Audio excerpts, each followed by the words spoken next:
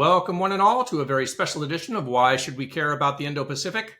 I'm the former military officer Ray Powell here in California. He's the former diplomat Jim Caruso in New York, but he has his bags literally packed for Europe. Jim, where are you going?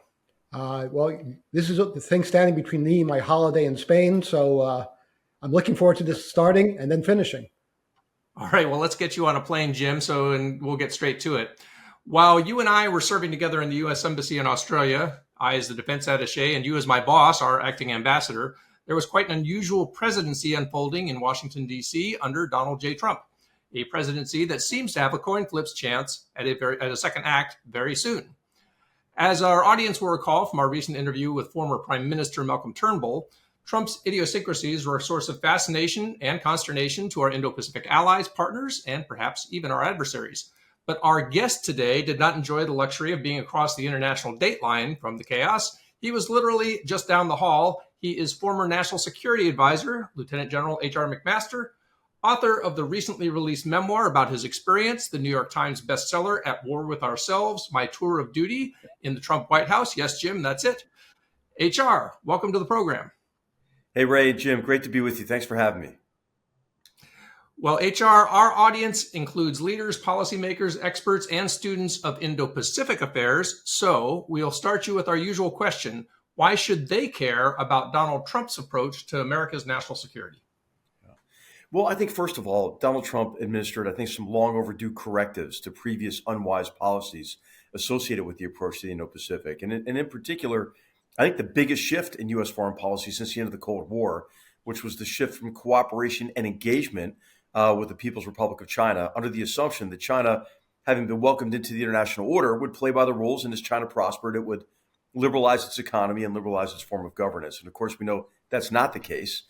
China was determined to tear down the existing international order and replace it with a new one that was favorable to its authoritarian model of governance, that was favorable to its statist mercantilist economic model, and that was favorable to really its effort to create an exclusionary area of primacy across the Indo-Pacific and servile relationships with countries in the region that were reminiscent of the Qing dynasty.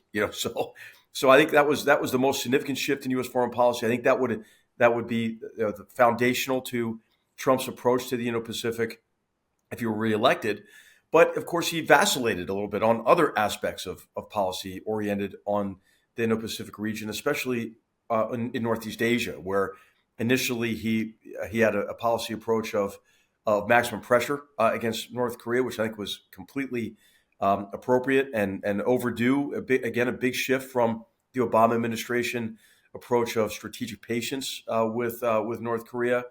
But then after the summits, and when Kim Jong-un and Trump, initiated their bromance, and began to write beautiful letters to each other, the pressure kind of came off, and the pressure came off North Korea, but it also came off Russia and China, who again began to bolster North Korea and try to use North Korea as a wedge between the United States and our allies in Northeast Asia, South Korea and Japan, in their long-term hope of driving us out of the region, or at least off of the peninsula, so they can isolate their major regional rival of Japan. And then on Taiwan, we resumed arms sales to Taiwan, which had been suspended under the Obama administration. And that was, I think, extremely important and positive. And but then also, Trump's always tempted by like a big deal, and so we've emphasized quite a bit. This is Matt Pottinger, who was our senior director for Asia, fantastically talented and dedicated servant of the nation, who went on to become Deputy National Security Advisor, would explain to President Trump, hey, any language, like the new kind of great power relationship and all the language that China wants us to use would be used by China to bludgeon countries in the region, to say to Taiwan, hey, it's time for annexation by invitation because America doesn't have your back. So I think Trump was always tempted by a big deal, but I think what he put in place in terms of an approach to the Indo-Pacific was fundamentally sound and long overdue. So, General, I think for those of us at the coalface, the new administration policy on China was welcome, and he led other countries, especially Australia, in that sort of realist approach. The problem was keeping up, because as you said, he would vacillate and change and not communicate beforehand. So a lot of our allies, as you note in your book, were not certain what the stance of the U.S. would be from time to time. Um, Yeah. Now, Malcolm Turnbull told us a couple weeks ago now that when dealing with Trump, he found it best to stand up to him, speak strongly, directly, not take any BS. And that's how you stand up, as he said, to a bully. Do you think he's just referring to his own experience, or do you think that is a correct way in a Trump 2.0? Yeah, remember they got off to a rocky start. Do you remember? It Yes, was they before I did. became National Security Advisor, and they had that phone call, and the contents of that phone call was leaked, but it had mostly to do with migration, right? But then they met in New York later, patched things up, got along fine. President Trump he's not like a bully to people's face. Like he's not, his public persona is a little bit different how he is one-on-one, right? And with Turnbull, I think they began to develop a good relationship. I mean, my advice to allies is like, hey, just get over it with President Trump, and have direct conversations like you're saying, Jim. And I think he appreciates it. And actually, I think his conversations with world leaders were extremely beneficial because he did listen and he did revise his perspective on a lot of critical issues, and this, under Turnbull especially, Australia was a really strong voice in highlighting kind of the Chinese Communist Party's campaign of co-option and coercion and concealment. And this is the Garneau study was in full swing around this time, and so this really it was. I think it was a good, from my perspective, a good relationship. And Prime Minister Turnbull and I, we had a cocktail at the end of one when I don't know if it was, gosh, was it the G7, the G20 maybe? I guess it was. It was the G20, and we were aligned. We were completely aligned from a policy perspective. And I think that was what was most important. Well, HR, since we're talking about Prime Minister Turnbull, one of the quotes that he gave us during our interview that we did with him very recently was that he was concerned that, as he said, the worst aspects of Trump 1 would be likely magnified in Trump 2 because he's concerned that he won't have the right people around him in Trump 2. Do you share that concern? Not as much of the right people, because I do think that there are some very talented people who will go into confirmed positions. Now, the unconfirmed positions, like National Security Advisor, I was an anomaly. I had to get reauthorized as a 3-star general to stay on active duty as National Security Advisor. Usually, it's never, unless you're an active duty officer, a position that requires Senate confirmation or a Senate vote. So the National Security Advisor, I'm not sure who that might be, but I think if you look at really, that's the senators maybe who could come in to the administration. I'm thinking of Tom Cotton, or he's not a senator, but Mike Pompeo could come back in. You have Bill Hagerty, who is a very strong voice for the Indo-Pacific, a former ambassador to Japan, current senator from Tennessee. So there's some strong people around him. But in terms of the worst tendencies, I write in the book that Trump has a certain dissonance about him, right? He carries two opposed ideas in his head. So he gets peace through strength. He kind of, he believes in that. But also he's skeptical about forward-positioned, capable U.S. joint forces, which are critical to peace through strength, right? And so I write extensively about this on the trip to Asia and how important it was, for me to try to highlight to him as we were visiting Pearl Harbor, that hey, it's a lot cheaper to prevent a war than to have to fight one. A, and B, it's really difficult to have to fight to re-enter a theater that you vacate, or that you're thrown out of. In the case of Japan's centripetal offensive in 1941 to 1942. So, I think it does depend a lot on the people around him. But I think that there are a lot of people who would kind of agree. I think probably with the three of us, that forward position capable joint forces are essential for deterrence, and so are strong alliances. I think he would build on AUKUS. I don't think he would say that wasn't my idea, so I'm not going to buy into it. I think he would see the benefit of that, and I think he would be kind of a proponent of AUKUS J, or JAUKUS, to bring in Japan into it as well. So I think that he does have this dissonance. It is worthy of concern. But I think for any, any world leaders, that are listening to your podcast, if he's reelected, just engage him, because in these conversations, he tends to develop good relationships. He had, famously very good relationship with Prime Minister Abe, for example. And I think that had a big influence on how Trump viewed, the U.S. role in the Indo-Pacific. Yeah, Abe did a great job of meeting Trump even before he became President Trump, Yeah. and developed that good relationship. And they have golf in the common. So unfortunately, he's gone. But, when you talked about the long trip to Asia and how you managed that, our hearts went out to you trying to staff your seniors when they're tired and grumpy, especially at a place like ASEAN or APEC, where they just one meeting after another, and you have to be on your game because they're after something. And then you end your book and you state your concern about octogenarians trying to keep up this grueling pace. So I guess my question would be, if you're an Asian leader, maybe you should go to Washington. Yeah, go to Washington, or meet him halfway, or in California or in Hawaii or something. But go to Washington for sure. Don't meet President Trump at the end of a long trip. try to make sure you're the first stop, like Japan was on the way into the Indo-Pacific. Where he enjoyed a round of golf and had a hamburger made of U.S. beef with Prime Minister Abe. Because as you know, in Asia, showing up is half the battle, right? And it was noted when the president, after his initial trip, didn't really go back and sent the vice president to these meetings. So that are you concerned about that? Well, I'll tell you, yeah, I do think it is really important to go. And I wrote in the book about the debates about whether or not to go to ASEAN at the end of the long trip. He'd already been to APEC, I made a strong case, to the president. Hey, if you don't go, I mean, you're gonna, especially after you've gone to Beijing, it'll look like what China wants it to look like, that you went there to pay homage, to the chairman, and to the PRC, but didn't have the time, to engage the other leaders who were gathering at ASEAN. So yeah, he understood that, and did it. I kind of bore the brunt of his grumpiness, but it was a service I provided, as National Security Advisor. HR, you spent a lot of time in your book talking about his ambivalence toward the relationship with South Korea and concerns about imbalances and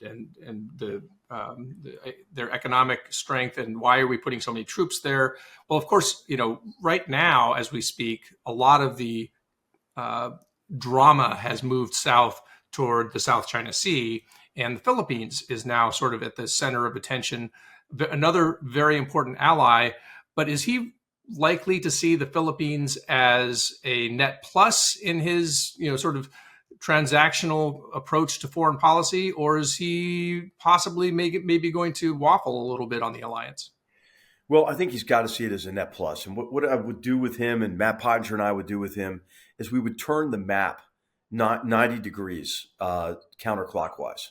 And look at the PRC and the geostrategic importance of the inner island chain, and Taiwan is kind of the cork in the bottle, and the importance of the Philippines from a geostrategic perspective. I had conversations with him about China's laying claim to the ocean in the South China Sea, and made the argument that had a lot to do, I believe, with the unenforced red line in Syria, 2013 to 14, and China and Russia both thought, hey, these guys are finished. They're not really going to have the ability or the willingness to engage abroad. I think that led to the first invasion of Ukraine. It led to the acceleration of the building of the islands and the weaponization of the islands in the South China Sea. But also, we didn't have an address to go to any longer when we didn't have active bases in the Philippines.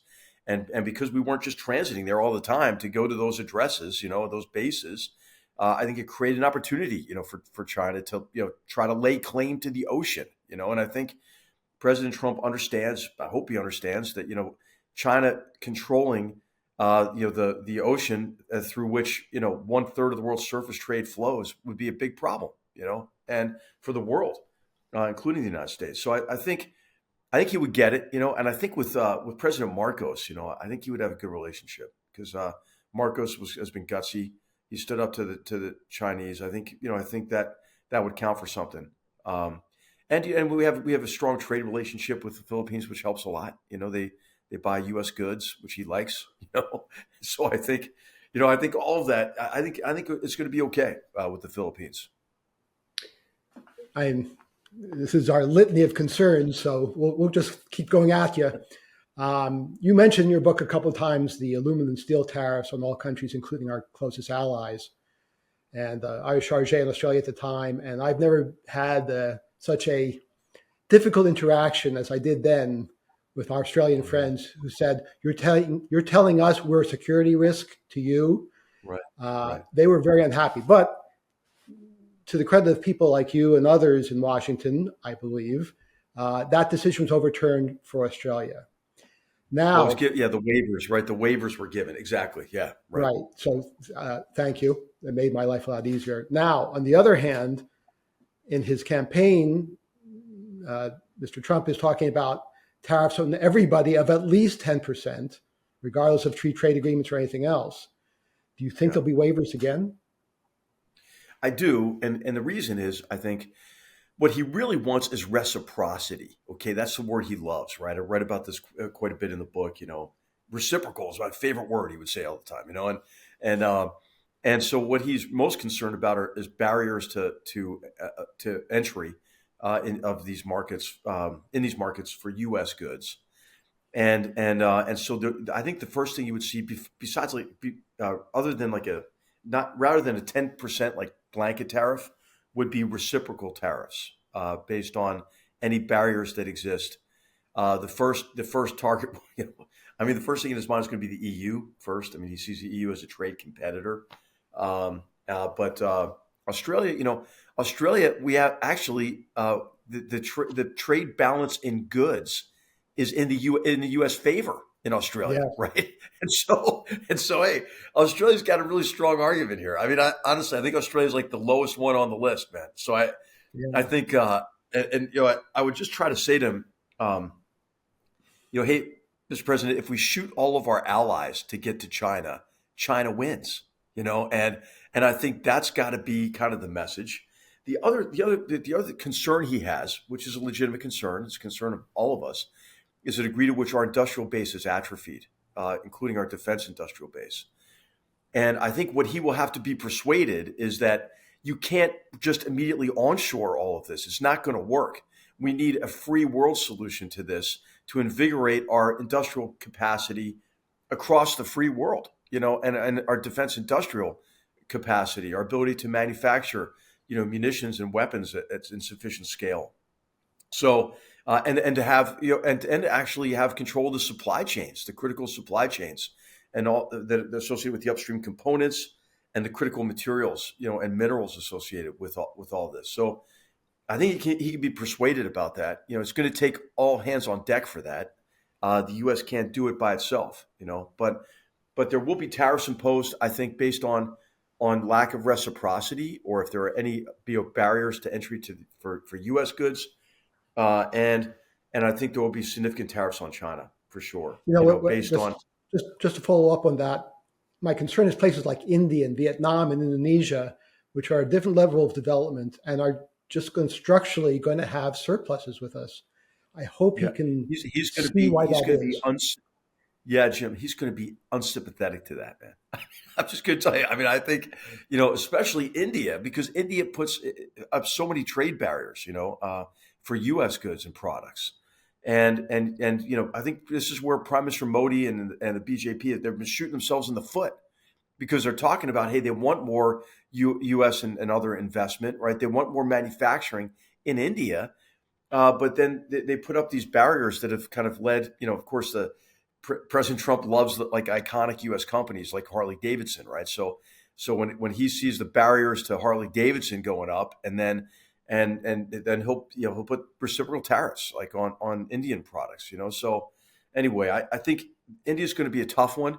just because of the long history of their their protectionist history. Vietnam, he'll have like no sympathy for barriers to U.S. goods. So the key would be, recognizing, hey, what you're pointing out is important, right? It's really the U.S. purchasing power, because we're a wealthy nation with consumers who can buy stuff from other countries. That's what causes a lot of the trade imbalance, right? He doesn't really. You could tell him that 40 times, and it wouldn't really make a difference. I mean, we did tell him that 40 times at least. So I think what's going to be important are guys like people around him, like Lighthizer, who's really competent, who was very activist in connection with the use of trade enforcement mechanisms, and is a big advocate for protecting America's industrial base, but also is kind of a very rational person, who I think would not encourage tariffs that were destructive, right, to U.S. allies or partners, unless they were engaged in unfair trade practices. I'll just quickly throw out that the fact that we're not in any of these new trade agreements means the barriers against us stand while the barriers against China fall. So I'll just throw that out there and give it over to Ray. Well, there were two concerns, right? Two concerns about the TPP. One was that the U.S. This is I'm talking about President Trump's concerns, that the United States gives up its leverage, its bargaining leverage, because of the huge size of its market when it engages in multilateral trade agreements. Both political parties believe that now, right? I mean, remember, Hillary Clinton wasn't going to get in if she was elected in 2016. She was going to not sign up for TPP either. So a lot of this reflects what happened to the U.S. economy after China's entry into the World Trade Organization in 2001. And the degree to which we lost so many manufacturing jobs, and that that transition to the global economy left huge numbers of Americans behind, and so what Americans blame for that is kind of unchecked globalization and soft-headed cosmopolitanism. So I mean, neither party is going to sign up, I think, for any multilateral trade agreement. So what can you do? Bilateral trade agreements, right? Like the U.S.-Japan trade agreement, like the renegotiation of Chorus, for example. I think Vietnam could be a model for Southeast Asian countries if the U.S. trade rep could get it done, and then you could use that basis model. And then of course some of the aspects of the TPP have been adopted more broadly, in terms of digital commerce rules and that sort of thing. So, I mean, I think the best you're going to get is bilateral trade agreements, and agreements that can be maybe applied to multiple countries in a bilateral format.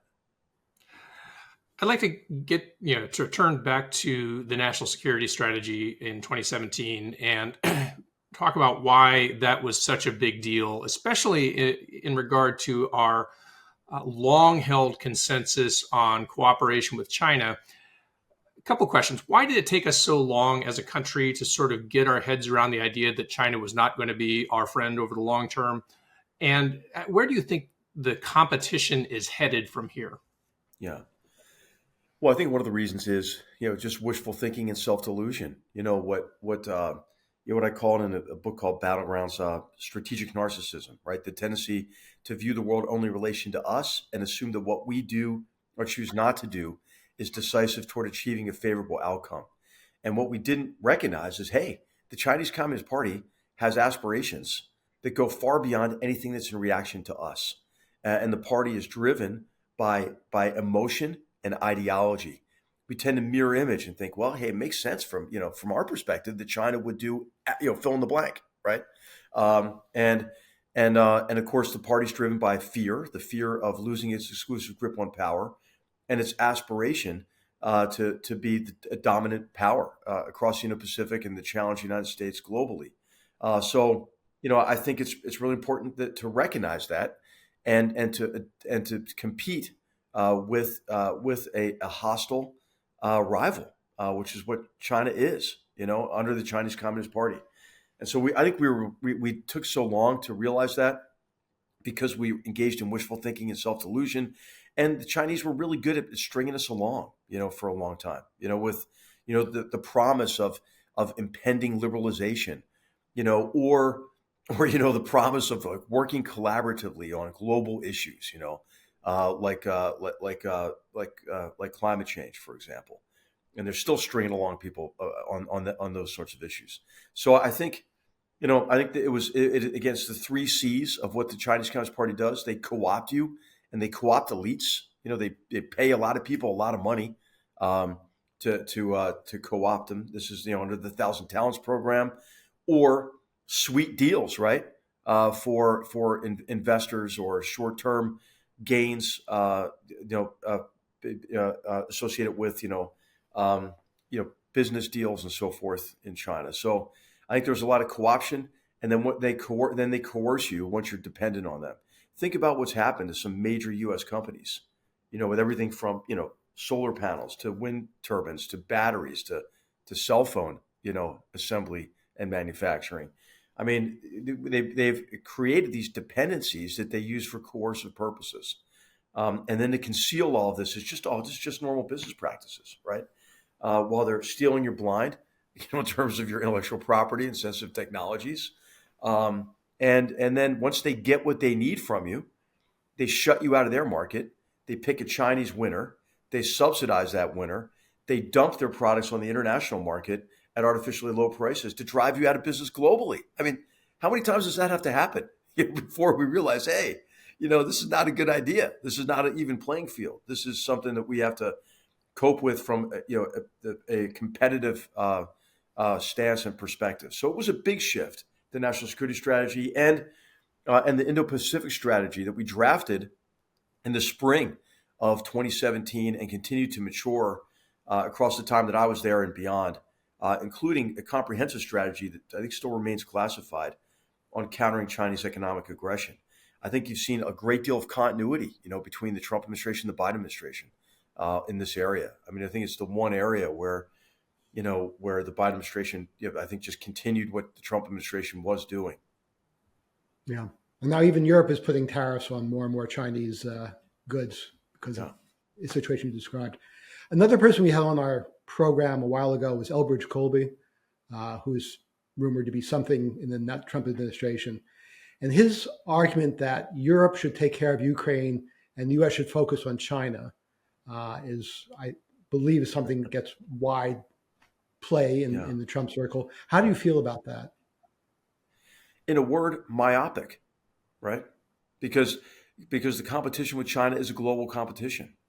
And you could argue, I mean, I think there's a way to view, because people use the reverse of this, that China's fighting a proxy war against the United States and Europe through Russia and Ukraine. And look at the degree to which China is invested in trying to help Russia succeed in its onslaught against Ukraine, as it buys more and more energy, from exports from Russia to feed Putin's ATM, as it provides the electronics and the components for its weapon systems, does everything it can to support Russia's war-making machine without it being so brazen that it's obvious. But we know what's going on, right? There's some good work by think tanks, C4ADS, for example, which has shown the degree China is engaged here. But it's also really the entire axis of aggressors of Russia, China, North Korea, and Iran who are involved, right? Iran is providing Shahed drones and missile capabilities to Russia. North Korea is providing artillery shells. So, if we don't want this to be the opening of a global conflict with this axis of aggressors, they should be defeated in Ukraine. And so it's in our interest to support Ukraine. And I think Bridge Colby and other people know that Europe isn't effective on its own. I mean, Europe will share the burden as Europe is.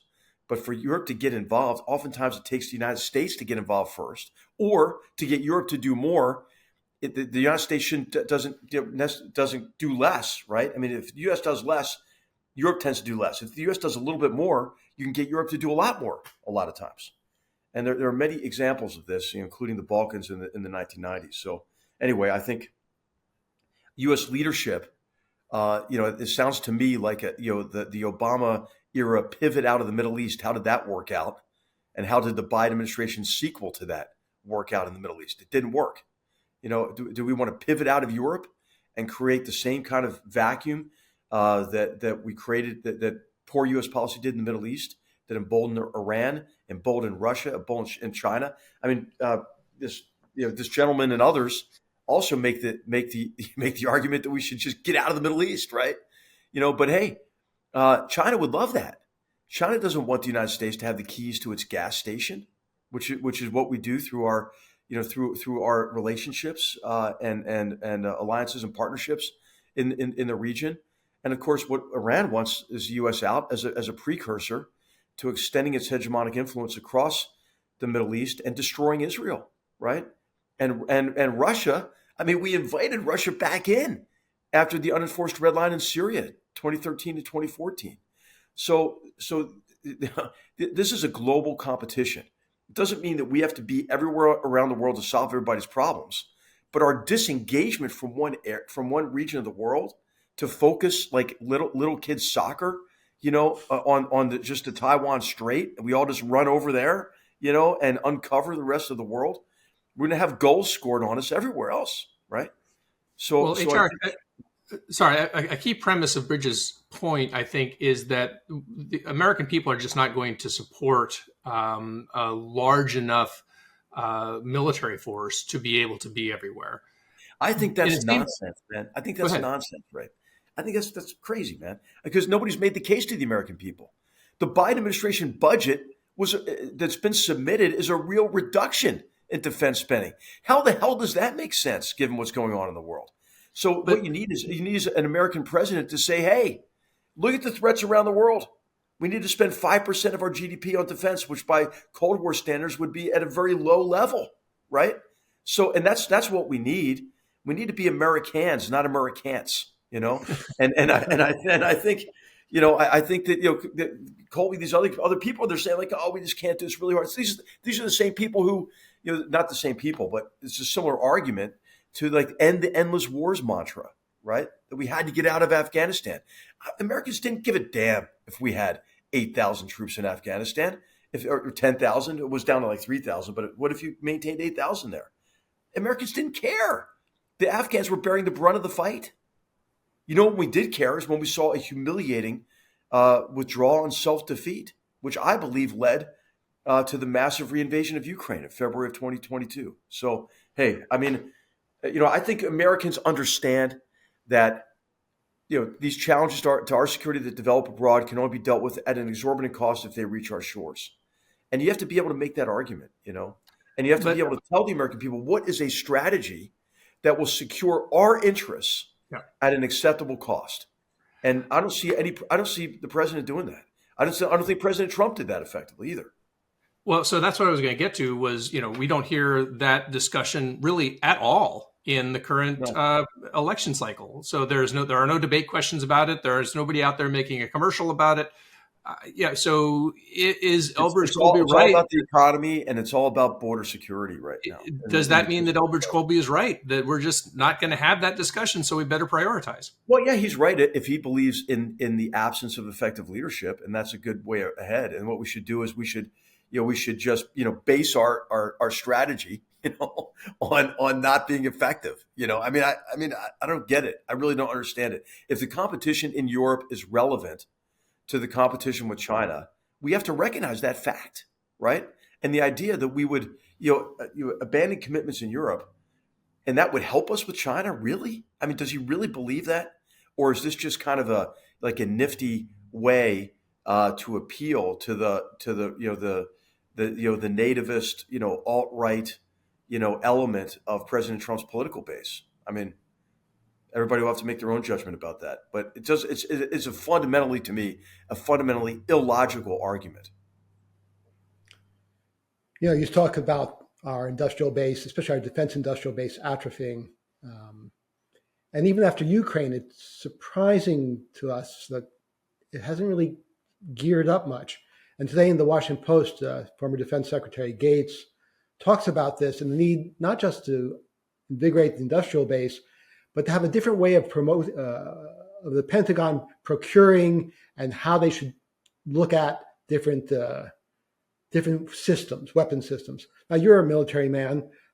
Is that possible to get the Pentagon to really move, to break the prime contractors Pentagon nexus that's so strong?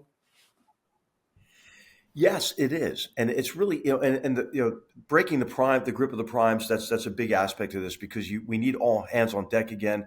We need our unbridled entrepreneurialism to come to help us develop countermeasures to the capabilities that we see the PRC and others fielding. For example, like offensive cyber and counter satellite and tiered and layered air defense and subsurface drones and aerial drones and electromagnetic warfare and all of these challenges to our military capabilities. We have to be able to field the countermeasures to those, right, in this interaction with them.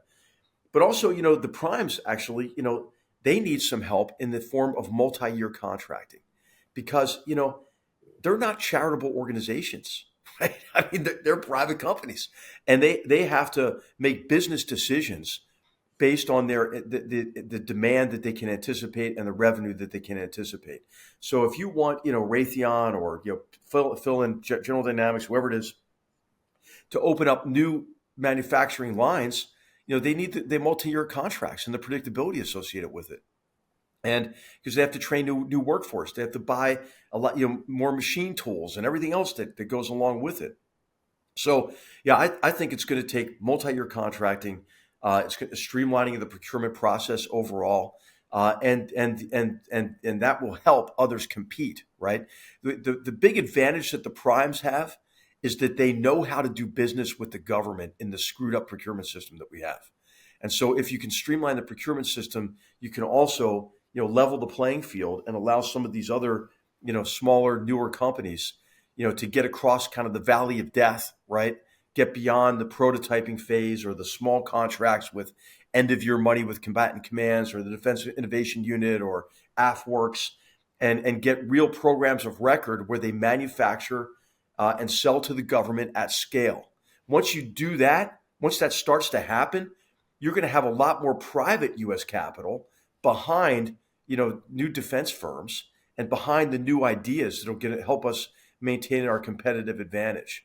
So yeah, I agree with Secretary Gates. It has to be streamlined, but I think multi-year contracting is really key. Even though if you don't get multi-year budgeting because Congress won't give it up, Congress has to authorize multi-year contracting, in critical areas. Well, hopefully Well, AUKUS let's 2 get you can out of help here some on of these this. things too. One last question, and let's turn to Taiwan because one of our other guests we had recently was retired Admiral Phil Davidson, who became associated as former Indo-Pacific commander with the term the Davidson window, and the year 2027, which of course will happen, that year is going to be part of the next administration. And 2027, of course, is when there was a prediction that that would be kind of a period of maximum concern about a cross-strait invasion into Taiwan. How much do you share that concern, and what should a future president do to sort of mitigate the potential that might happen? Yeah, I do share the concern. I think what you've seen just from the rhetoric of the Chinese Communist Party, I think you could say that Xi Jinping is preparing the Chinese people for war. If you look at some of his speeches, the analogy to the Korean War, what he calls and they call the War of American Aggression, and talking about how Mao delivered one blow to prevent 100 blows, and then he shifts and talks about Taiwan. The preparations that they're making in three areas of really what they need for a cross-strait invasion: rotary wing aircraft, a combination of civilian and military ships, for example, and then the building of a major hospital across the strait. I think that's kind of a cause for concern. Also, that's looks like a real preparation for war. But then the whole range of capabilities to keep us at bay, to keep others at bay, and then the buildup of their strategic forces. Right? I mean, a 400% increase in their nuclear capabilities, which is that for a first strike? Maybe, but maybe also he's heard, the message of de-escalation, which is the primary message of the Biden administration on everything, and thinks that, hey, our nuclear arsenal is what will keep the U.S. out of any effort to support the Taiwanese. So yeah, I think that in all three of the areas, the rhetoric, the military preparations, and the overall and the very specific military preparations all indicate a period of increasing danger, as well as kind of just the overall aggression, right? The 7 acts of war essentially against the Philippines in the last month or so, the violations of Japanese airspace, as well as the continuing kind of pressure that they're putting on Taiwan. So what do you do about it? I think the first thing you do is you deliver the weapons to the Taiwanese. The $20 billion or so of backlogged arms sales. And then I'm a big fan of the book The Boiling Moat, which came out recently. This Matt Pottinger edited this book on how to defend Taiwan or deter a conflict vis-a-vis Taiwan. I think it's an excellent book. The essays in there are all high quality. And I think that's what the administration should do, is just take that book and implement what's in the book. Well, we have 1,000 more questions, but you have to go and Jim has to go to Spain. So what a fascinating discussion about an extremely relevant topic, especially to our audience. You are, of course, sir, the author of the New York Times bestseller, but many of us also follow your podcast, Battlegrounds. Or, of course, the Hoover Institution's Goodfellows podcast, where you are also a regular feature. Is there anywhere else that people should be following your work? No, Ray and Jim, I really appreciate it, and I try to write as often as I can on these issues. So I had an essay in the Free Press a couple weeks ago about how the perception of weakness is what is provocative. And I think that we're entering a very dangerous time now, associated with the perception of American weakness, weakness associated with our difficulty in sustaining support to Ukraine is part of it, but it's really sadly a president with diminished mental capacity, as well as the way we're at each other's throats from a partisan political perspective. If there's a razor thin election and there's election denial on either side, and President Trump seems like to be using that narrative, I think it's a really dangerous time between now and the inauguration of a new president on January 20th of next year.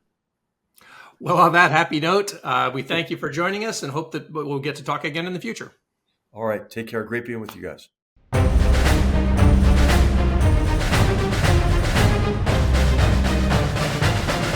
Well, Jim, you and I both have been plowing through this book over the last few weeks, and it really was a fascinating book. It really was. It's well written, entertaining, and for those of us who were at the coalface while what he would describe was going on, seeing the sausage being made was really interesting. Yeah, I mean, as I think we talked about at the end of the Turnbull episode, there was quite often a lot of anxiety with our allies about what something that he said meant, or something that he didn't say, or something that he did. There were always there were these tweets in the middle of the night, and there were these statements, and everyone was trying to parse them, and oftentimes they didn't really mean anything. They were just him talking, but sometimes they actually did mean quite a lot. And so that's, it's one of the things that I think was a feature of our time in Australia.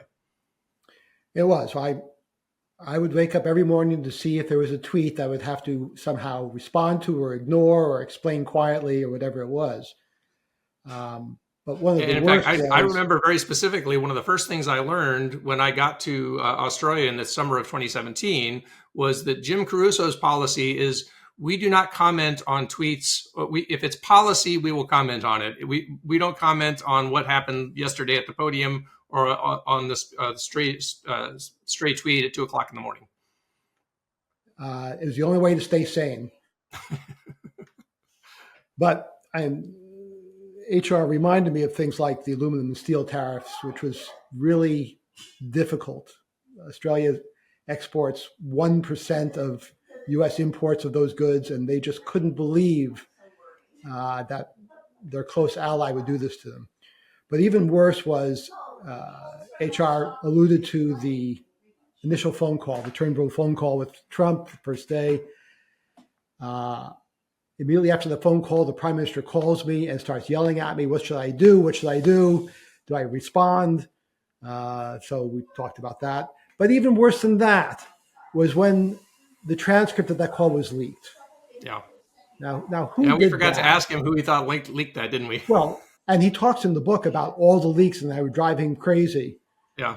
But that leak was clearly done to discredit Trump or to hurt the relationship with Australia. So I don't know who it was, but boy, it made my life unhappy for a few days.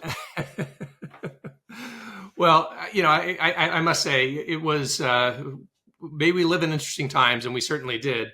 But, looking forward, as I said, there is, again, a coin flip's chance that he has another run at it. And so, it's important not just that we look back and say, what was it like? But we look forward and say, what may it be like? And I know that one of the questions I get all the time when I travel in the region is, how is he likely to treat the allies this time? Well, and we discussed a little bit with HR about who's going to serve the position that HR did of being the guy talking reason, trying to explain historical context, trying to drown out the sycophants in Trump's ear. And the concern is that he won't have someone like that. Yeah, he puts, in order to sort of address that, he brings up the fact that there will be Senate confirmed cabinet officials. And that's true, right? So whoever ends up as the Secretary of State and Secretary of Defense and so on, those people will have to go through Senate confirmation. So there will be at least a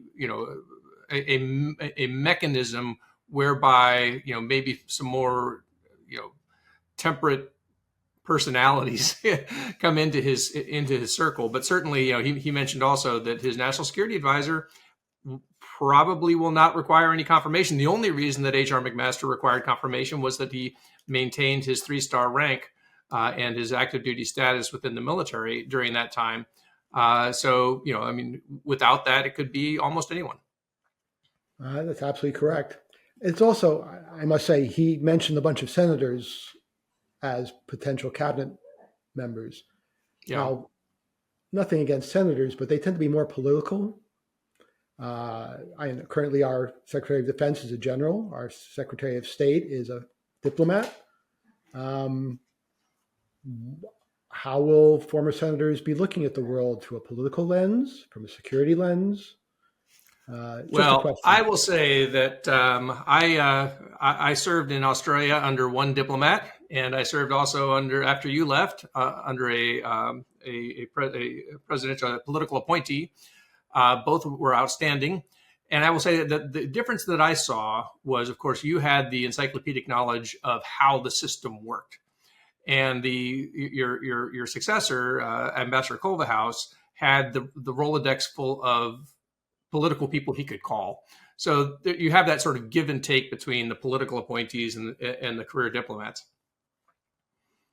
I would argue that Ambassador Culverhouse was exceptionally wise.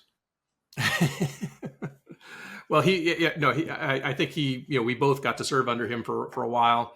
And yeah, he was in many ways, a very apolitical appointee for sure. But I do have to sort of go back and say, McMaster's book does try to credit Donald Trump with being disruptive in some of the right places. And in specific, I do recall when that new national security strategy came out in late 2017, there was almost, that was almost sort of the formal, if you will, end of the period of, as he calls it, delusion, where we sort of held out this hope that somehow China was going to get on that path to democratization and to sort of being the responsible stakeholder and all of those things. And it was one of those things that once it happened, it was like, oh yeah, maybe we should have done this a while ago. And so, in some ways, having the disruptor around did accomplish a few things that probably really needed to happen. Agreed. Although you could argue that in Australia, Malcolm Turnbull was not a disruptor, but he came to the same conclusion. Yeah. Well, Jim, I am very sensitive to the fact that your bags are probably literally sitting next to you right now, ready to run out the door and go to Spain, which of course is where the rain falls mainly on the plane. And those who have seen the musical My Fair Lady, you now have a song stuck in your head. You're welcome. All Our producer today, of course, is Ian Ellis Jones. His high quality media and geopolitical graphics are a huge hit on X. You should definitely follow him at Ian Ellis Jones on X. I am at Gordian Knot Ray, also on X. And of course, if you enjoyed this podcast, please be sure to check out and subscribe to our YouTube channel. That's youtube.com/IP podcast. And there you're going to find our other interviews, like episode 28, which is Malcolm Turnbull. Why should the Indo-Pacific care if it's Trump or Harris? You can also look for our social media pages on LinkedIn, also on X. Of course, if you like audio podcasts like I do, as I'll be driving across the country next week, and we'll probably have a chance to listen to a great many of them, we are on all of them. Apple Podcasts, Spotify, Amazon, all of them. So thank you. Make sure you go out and subscribe to those so that you can up our numbers and not miss an episode. And of course, give us a like and a 5-star review and tell us how wonderful we are. And if you don't think we're wonderful, we don't want to hear from you. Thanks again for joining us today, and we'll talk again soon on Why Should We Care About the Indo-Pacific.